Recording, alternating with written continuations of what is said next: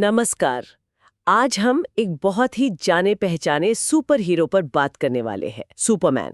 हाँ, और ख़ास तौर पर जेम्स गन की जो नई फिल्म आई है 2025 वाली सुपरमैन, उस पर जो मिली जुली प्रतिक्रियाएं रहीं। बिल्कुल उसी पर। उसके असर और मतलब क्या मायने हैं इस फिल्म के, इस पर थोड़ी गहराई से बात करेंगे। हमारे पास कुछ एनालिसिस और रिव्यूज भी हैं। जी, तो हमारा मकसद यही है कि इन सोर्सेज को देखकर समझें कि फिल्म को कैसा रिस्पॉन्स मिला, उम्मीदों पर खरी उतरी या नहीं। हाँ, और डायरेक्टोरियल स्टाइल कैसा था, एक्टर्स का काम और वो आलोचनाएं जो आईं, उन पर भी नजर डालेंगे। और हाँ, डीसी सिनेमैटिक यूनिवर्स के लिए इसके क्या मायने हैं, ये भी समझना ज़रूरी है। तो चलिए फिर शुरू करते हैं। ये सिर्फ एक फिल्म का विश्लेषण नहीं है, बल्कि डीसी यूनिवर्स के लिए एक अहम मोड़ भी हो सकता है। बिल्कुल। तो सबसे पहले सबसे बुनियादी सवाल, फिल्म को लेकर ओवरऑल रिएक्शन कैसा था? मतलब क्रिटिक्स और ऑडियंस दोनों की तरफ से।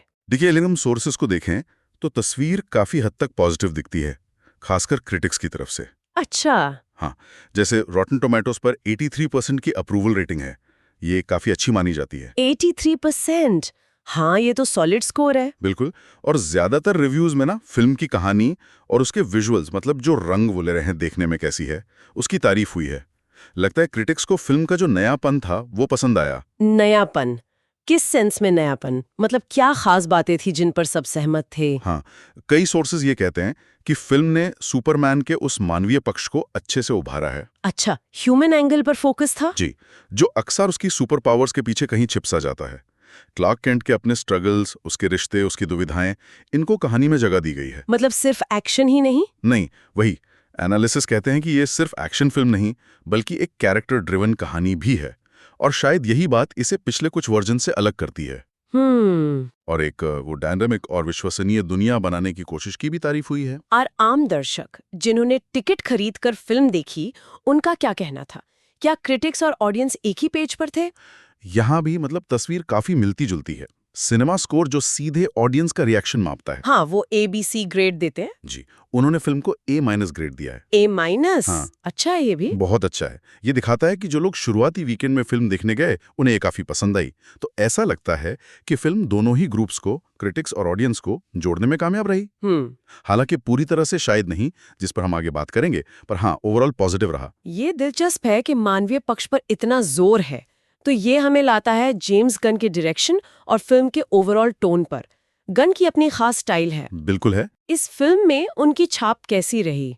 और डीसी की जो पिछली फिल्में थीं, जिनका टोन अक्सर थोड़ा डार्क, थोड़ा गंभीर रहता था, उससे ये कितनी अलग थीं? आपने सही पॉइंट उठाया। जेम्स गन का नाम सुनते ही हाँ, एक खास तरह का ह्यूमर, इमोशन और विजुअल स्टाइल दिमाग में आता है। तो सोर्सेस के मुताबिक उन्होंने सुपरमैन में जानबूझकर एक ज्यादा आशावादी, एक पॉजिटिव टोन रखा है। अच्छा, होप वाला एंगल। बिल्कुल। ये जो DCEU की पिछली कई फिल्मों का गहरा और कभी-कभी थोड़ा निराशाजनक सा माहौल था, उससे अलग है। और कई एनालिसिस में इस बदलाव को अच्छा माना गया है। कि सुपरमैन के लिए शायद यही टोन ज्यादा सही है। हाँ, बिल्कुल, कि ये उम्मीद और रोशनी वाला नजरिया इस कैरेक्टर के साथ ज्यादा फिट बैठता है। तो क्या मतलब सीरियसनेस बिल्कुल खत्म कर दी या एक बैलेंस बनाने की कोशिश थी? नहीं, बैलेंस बनाने की कोशिश ज्यादा लगती है। सोर्सेज बताते हैं कि फिल्म में इमोशनल वेट है, नैतिक दुविधाएं हैं, लेकिन उन्हें नेगेटिविटी के बजाय उम्मीद के नजरिए से देखा गया है। ओके। गन ने किरदारों की जो अंदरूनी कश्मकश है, उसे नजरअंदाज नहीं किया। बस उसे एक ऐसे फ्रेमवर्क में रखा है जहां आखिर में अच्छाई और आशा जीतती है। ये उस डार्क एंड ग्रिटी वाले रास्ते से हटकर है। समझ गई। और विजुअली एक्शन कैसा था? गन के विजुअल्स तो अक्सर काफी स्टाइलिश होते हैं। हाँ, विजुअल्स की तो काफ़ी तारीफ हुई है। कहा गया है कि फिल्म देखने में बहुत आकर्षक है, रंगों का इस्तेमाल बहुत वाइब्रेंट है और सिनेमेटोग्राफी क्लियर है। एक्शन सीक्वेंस के बारे में खास तौर से कहा गया है कि वो रोमांचक तो हैं ही, पर समझने में भी आसान है। अच्छा, ये जरूरी है। कई बार एक्शन में पता ही नहीं चलता क्या हो रहा है। बिल्कुल, यहाँ ऐसा नहीं है। गन की कोरियोग्राफी और एडिटिंग की जो क्लैरिटी है, उसकी तारीफ हुई है। एक्शन असरदार लगता है, यादगार बनता है। चलिए अब आते हैं किरदारों पर और एक्टर्स पर। सुपरमैन का रोल निभाना ही अपने आप में एक बहुत बड़ी जिम्मेदारी है। बहुत बड़ी। डेविड कॉरेनस्वेथ ने इसे कैसे निभाया? उनके बारे में क्या कहा जा रहा है? डेविड कॉरेनस्वेथ को लेकर तो काफी पॉजिटिव रिएक्शन है। कई रिव्यूज में ये बात है कि उन्होंने सिर्फ सुपरमैन की वो फिजिकल प्रेजेंस और ताकत को ही नहीं दिखाया, हाँ, बल्कि क्लार्क केंट की जो विनम्रता है, उसकी अंदरूनी लड़ाई, उसकी जो मॉरल स्ट्रेंथ है, उसे भी अच्छे से पकड़ा है। मतलब दोनों पहलू संभालें। जी, सोर्सेज का इशारा यही है कि कॉरन स्वेट वो बैलेंस साधने में कामयाब रहे जो इस कैरेक्टर के लिए ज़रूरी है। एक एलियन सुपर पावर और एक आम इंसान के बीच का वो टानापोड़न। कुछ ने तो कहा कि वो कैरेक्टर के एसेंस को पकड़ पाए हैं। वाह। और लोइस लेन, वो भी आइकॉनिक किरदार है। रेचल ब्रोजनाहन के बारे में क्या रिएक्शन रहा? रेचल ब्रोजनाहन की लोइस लेन को कई जगह शानदार, इम्प्रेसिव कहा गया है। अच्छा। कहा जा रहा है कि उन्होंने किरदार में जो ट्रेडिशनल स्ट्रेंथ है उसके साथ साथ एक मॉडर्न सेंसिबिलिटी भी डाली है। और उनकी केमिस्ट्री कोरन स्वेट के क्लार्क के साथ कैसी है, इस पर भी पॉजिटिव कमेंट्स हैं। तो वो सिर्फ लव इंटरेस्ट नहीं है? नहीं, बिल्कुल नहीं। रिव्यूज के हिसाब से उन्होंने लोइस को एक इंडिपेंडेंट, इंटेलिजेंट और बहादुर जर्नलिस्ट के तौर पर एस्टैब्लिश किया है, जो कहानी का एक जरूरी हिस्सा है। बहुत बढ़िया। और विलेन के बिना तो कहानी अधूरी है। निकोलस हॉल्ट ने लेक्स लूथर का रोल किया है, उनके बारे में क्या कहा गया? ये किरदार भी कई बार आ चुका है स्क्रीन पर। निकोलस हॉल्ट के लेक्स लूथर को लेकर मिलीजुली पर ज्यादातर दिलचस्प प्रतिक्रियाएं हैं। कुछ सोर्सेज कहते हैं कि उन्होंने किरदार में एक नई एनर्जी, एक अनप्रिडिक्टेबिलिटी डाली है। मतलब कुछ अलग किया है। हाँ, उनके चित्रण को करिश्माई और खतरनाक दोनों बताया गया है। वो सिर्फ एक बिजनेस वाला विलन नहीं, बल्कि एक कॉम्प्लेक्स और मोटिवेटेड दुश्मन है। लेकिन कुछ मिलीजुली भी कहा आपने। हाँ, कुछ रिव्यूज में ये भी मेंशन है कि शायद उनके किरदार के मोटिवेशन को थोड़ा और साफ किया जा सकता था, पर ओवरऑल उनके परफॉर्मेंस ने फिल्म में वो जरूरी टेंशन और चैलेंज जोड़ा है। ठीक है, तो डायरेक्शन, टोन, मेन एक्टर्स का काम, इन सब पर तो काफी हद तक पॉजिटिव बातें रहीं। लेकिन जैसा हमने शुरू में कहा था, रिएक्शन पूरी तरह एक तरफा नहीं था, आलोचनाएं भी थीं। हाँ, बिल्कुल। वो क्या थीं? किन चीजों पर सवाल उठे? हाँ, ये सच है। कोई भी बड़ी फिल्म आलोचना से बचती नहीं। कुछ जो मुख्य आलोचनाएं थीं वो फिल्म की पेसिंग, मतलब रफ्तार। हाँ, कि कहीं धीमी तो नहीं लगी। हाँ, या बहुत तेज। और नैरेटिव स्ट्रक्चर, यानी कहानी कहने का जो ढंग है, उसको लेकर थी कि कहानी को कैसे बुना गया है, इवेंट्स का फ्लो कैसा है। क्या आप कोई उदाहरण दे सकते हैं सोर्सेज के आधार पर किसने क्या कहा? बिल्कुल। जैसे फोर्ब्स मैगजीन के एरिक केन हैं, उन्होंने फिल्म की काफी तीखी आलोचना की। अच्छा। हाँ, उन्होंने इसे एक सामान्य, नीरस, जरूरत से ज्यादा लिखी हुई आपदा तक कह दिया। अरे बाप रे, ये तो बहुत हार्श है। उनके हिसाब से फिल्म ने बहुत सारे किरदार और प्लॉट पॉइंट्स को एक साथ डालने की कोशिश की, जिससे कहानी थोड़ी बोझिल हो गई और किसी भी किरदार का ठीक से डेवलपमेंट नहीं हो पाया। उन्हें लगा कि फिल्म अपनी ही एम्बिशन के बोझ तले दब गई। क्या और भी ऐसे रिव्यूज थे? हाँ, द गार्डियन अखबार के पीटर ब्रैडशॉ ने भी फिल्म को सिर्फ 2 स्टार दिए, जो काफी कम है। 2 स्टार? जी, उन्होंने खास तौर पर निरर्थक और अव्यवस्थित बैकस्टोरी का जिक्र किया।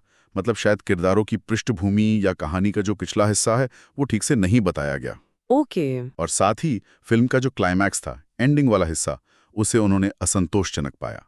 तो आप देख सकती हैं, जहां कई लोग तारीफ कर रहे थे, वहीं कुछ अनुभवी क्रिटिक्स ऐसे भी थे जिन्हें कहानी कहने के तरीके में और उसके इम्पैक्ट में गंभीर कमियां दिखी। और ये जरूरी है कि हम यहाँ साफ कर दें, ये विचार सीधे सोर्सेज से हैं, हम सिर्फ उन्हें बता रहे हैं, उनका समर्थन या खंडन नहीं कर रहे हैं। बिल्कुल, ये संतुलन जरूरी है। आलोचनाओं से आगे बढ़े तो एक और पहलू जो सुपर हीरो फिल्मों में बहुत अहम होता है वो है म्यूजिक। हाँ, बहुत अहम। जॉन विलियम्स का ओरिजिनल सुपरमैन थीम तो आइकॉनिक है। इस नई फिल्म के संगीत और साउंड ट्रैक के बारे में क्या पता चलता है? इस फिल्म का स्कोर जॉन मर्फी और डेविड फ्लेमिंग ने मिलकर कंपोज किया है। सोर्सेज बताते हैं कि ये ऑर्केस्ट्रल और इलेक्ट्रॉनिक म्यूजिक का मिक्सचर है। आजकल जैसा होता है ज्यादातर। हाँ, बिल्कुल। और इंटरेस्टिंग बात यह है कि म्यूजिक में जॉन विलियम्स के क्लासिक सुपरमैन स्कोर के कुछ हिंट्स या उससे इंस्पायर्ड थीम्स भी शामिल किए गए हैं। अच्छा, एक तरह से श्रद्धांजलि। हाँ, कह सकते हैं। पुराने फैंस के लिए एक नॉस्टैल्जिया फैक्टर भी है और नए स्कोर को एक पहचान भी मिलती है। तो क्या ये म्यूजिक फिल्म के मूड और सीन्स के साथ सही बैठा, इफेक्टिव माना गया? ज्यादातर रिव्यूज में इसे इफेक्टिव माना गया है। कहा गया है कि स्कोर एक्शन सीन्स को एनर्जी देता है और जो इमोशनल मोमेंट्स हैं उन्हें डेप्थ देता है। हालांकि कुछ सोर्सेज में यह भी लिखा है कि विलियम्स के ओरिजिनल थीम की जो इमोशनल गूंज थी, हाँ, वो जो तुरंत पहचान में आने वाली बात थी, हाँ, वो तो अलग ही है। वो शायद इस नए स्कोर में उतनी शिद्दत से महसूस नहीं होती। इससे अच्छा और फंक्शनल तो माना गया है, पर शायद उतना टाइमलेस नहीं जितना ओरिजिनल था। पर हाँ, ओवरऑल फिल्म के एक्सपीरियंस का ये एक पॉजिटिव हिस्सा रहा। ठीक है, अब थोड़ा भविष्य की तरफ देखते हैं। ये फिल्म डीसी यूनिवर्स के एक नए फेज की शुरुआत मानी जा रही थी। जी बिल्कुल, चैप्टर 1 की शुरुआत। तो क्या इसकी सफलता या जो भी प्रतिक्रिया रही उसका असर आगे की योजनाओं पे पड़ा है? क्या सुपरमैन की कहानी आगे बढ़ेगी? हाँ, निश्चित रूप से। सोर्सेस के मुताबिक फिल्म की कमर्शियल सक्सेस और काफी हद तक पॉजिटिव रिएक्शन को देखते हुए इसके सीक्वल की घोषणा तो हो ही चुकी है। अच्छा, सीक्वल कंफर्म है? हाँ जी, सीक्वल का नाम मैन ऑफ टुमारो रखा गया है और रिलीज डेट भी आ गई है 9 जुलाई 2027। क्या इस सीक्वल के बारे में जेम्स गन या स्टूडियो ने कुछ और बताया है? कहानी किधर जा सकती है? यहाँ एक बहुत दिलचस्प बात सामने आई है। जेम्स गन ने खुद हिंट दिया है कि मैन ऑफ टुमारो एक ट्रेडिशनल सीक्वल नहीं होगा। ट्रेडिशनल सीक्वल नहीं होगा? इसका क्या मतलब हुआ? उनके कहने का मतलब शायद ये था कि कहानी सुपरमैन पर ही रहेगी, लेकिन जैसे सीक्वल अक्सर पिछली कहानी को बस सीधा सीधा आगे बढ़ाते हैं, हाँ, पार्ट 1 जहाँ खत्म हुआ पार्ट 2 वहीं से शुरू। वैसा शायद यहाँ ना हो। इससे अंदाजे लगाए जा रहे हैं कि क्या कहानी कहने के तरीके में कोई एक्सपेरिमेंट होगा या फोकस किसी अलग पहलू पर होगा। ये कैरेक्टर की जर्नी के लिए एक नई और शायद अनएक्सपेक्टेड दिशा हो सकती है। ये तो वाकई उत्सुकता जगाता है। बिल्कुल, फैंस के बीच इसको लेकर काफी चर्चा है। तो अगर हम ये सारी जानकारी, तारीफें, आलोचनाएं, टेक्निकल बातें, भविष्य की उम्मीदें, इन सब को एक साथ रखें तो सुपरमैन 2025 के बारे में फाइनल टेक अवे क्या है? निचोड़ क्या निकलता है? इन सभी सोर्सेस का विश्लेषण करें तो निचोड़ यही है कि सुपरमैन 2025 इस आइकॉनिक हीरो का एक सफल, आप कह सकते हैं, री इमेजिनिंग है।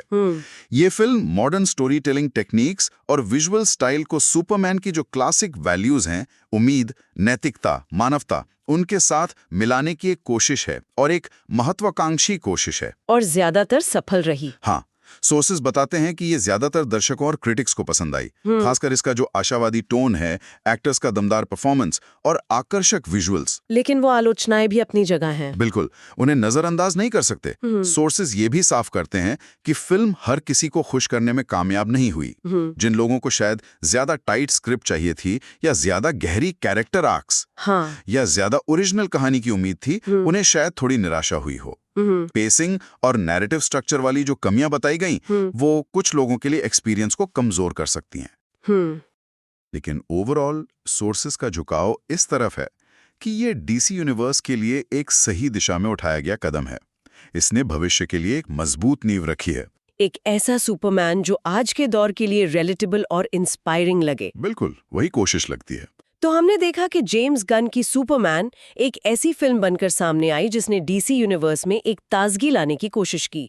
इसे अपने पॉजिटिव नजरिए, विजुअल स्टाइल और एक्टर्स, खासकर डेविड कॉरिन स्वेट और रेचल ब्रोसनाहन के काम के लिए तारीफ मिली। हाँ, काफी तारीफ मिली। वहीं कहानी की कॉम्प्लेक्सिटी, पेसिंग और कुछ हिस्सों की बनावट को लेकर गंभीर सवाल भी उठे, जैसा कि एरिक केन और पीटर ब्रैडशॉ जैसे क्रिटिक्स की बातों से पता चलता है। और ये फिल्म सिर्फ यही खत्म नहीं होती, बल्कि मैन ऑफ टुमारो के रूप में भविष्य की ओर भी इशारा करती है, और उसका नॉन ट्रेडिशनल सीक्वल होना अपने आप में रोमांचक है। हाँ, ये देखना वाकई दिलचस्प होगा कि गन सुपरमैन की कहानी को आगे कैसे ले जाते हैं। बिल्कुल। और यहीं पर मैं आज की चर्चा को समेटते हुए सवाल छोड़ना चाहूंगी।